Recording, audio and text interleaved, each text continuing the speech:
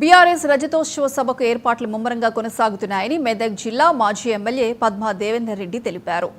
సభలో కేసీఆర్ ప్రజలను ఉద్దేశించి మాట్లాడతారని చెప్పారు. తెలంగాణ ప్రజల ఆకాంక్షను నెరవేర్చే విధంగా అడుగు వేయడానికి, అదేవిధంగా కాంగ్రెస్ మోసాలను ఎండగట్టే విధంగా మరో ఉద్యమానికి తెరతీసేందుకే సభ ఏర్పాట్లు చేస్తున్నామన్నారు. ఈ సభకు ప్రజలు స్వచ్ఛందంగా తరలివచ్చి విజయవంతం చేయాలని పిలుపునిచ్చారు.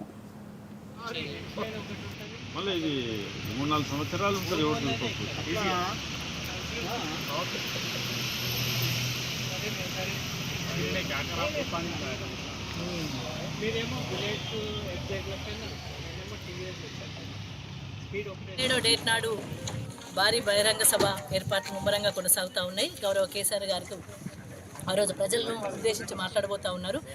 గులాబీ జెండా 2001లో 25 సంవత్సరాల క్రితం 2001లో గౌరవ కేసీఆర్ గారు ఒక్కడిగా బయలుదేరి గులాబీ జెండా చేతబట్టి 14 సంవత్సరాలు పోరాటం చేసి తెలంగాణ రాష్ట్రాన్ని సాధించి మరి 10 సంవత్సరాలు తెలంగాణ రాష్ట్రాన్ని నంబర్ 1 రాష్ట్రంగా, దేశంలోని నంబర్ 1 రాష్ట్రంగా నిలిపి ఎన్నో అభివృద్ధి కార్యక్రమాలను ప్రజలకు అందించడం జరిగింది.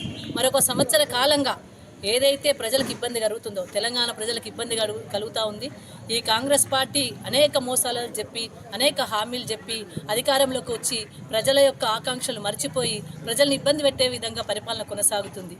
మరి దాన్ని దృష్టిలో ఉంచుకొని గౌరవ కేసీఆర్ గారు మరి ప్రజల కోసం మళ్ళీ కదలాలి, ప్రజలను ఆదుకోవాలి, తెలంగాణ ప్రజల ఆకాంక్షల్ని నెరవేర్చే విధంగా నేను మరొక అడుగు వేయాలి, మరొక ఉద్యమానికి తెరదీయాలని చెప్పేసి గౌరవ కేసీఆర్ గారు 27వ డేట్ నాడు మనం ఒక సభను ఏర్పాటు చేసుకొని ముందుకెళ్దామని చెప్పేసి ఏర్పాటు చేయడం జరిగింది. దానికి లక్షలాదిగా ప్రజలు తరలి వస్తూ ఉన్నారు. నేను కొన్ని వాహనాలు ఏర్పాటు చేసి మరి తీసుకెళ్దామంటే ఆ వాహనాలు సరిపోవట్లేదు. చాలామంది కూడా మీ స్వచ్ఛందంగా వస్తామని చెప్పి తరలి వస్తూ ఉన్నారు.